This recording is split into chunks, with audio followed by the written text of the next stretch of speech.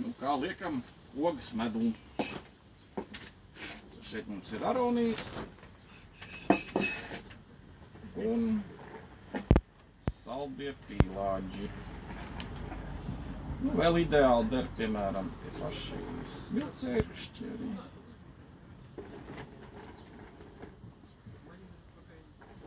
Ir arī oksimela variants, kad mēs ar ābolu etiķi. Tas tāds.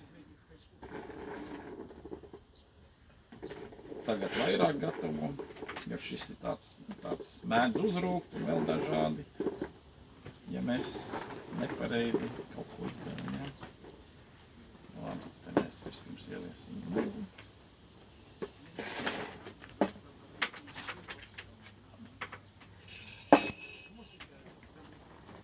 Nu, ideāli noder, kamēr mums ir tāds šķidrs medus, jā.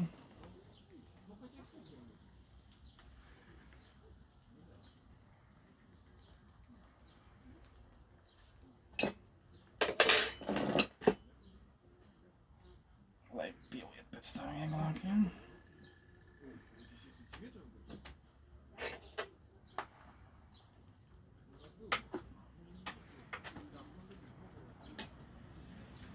Redzat, kad mums viņš tur satecēs.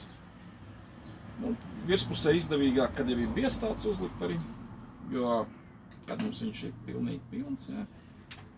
Tad, ja mēs liekam šādi, tad, kā šeit, piemēram, ar cukuru viņš nostājās, tas medus riņķis apakšā veidojas. Tādēļ, piemēram, mēs leduskapī liekam viņu šādi te. Bet, nu, tad ir labs vāciņš jābūt, lai netak garam. Un tas riņķis tad izveidosies medus šeit apakšā. Un tad, kad viņš ir izveidojies, tad mēs varam vēsā vietā likt šādi te pēc tam. Bet, nu, tur var iztecēt arī pa visu leduskapi, ja mums tur laidīs garām.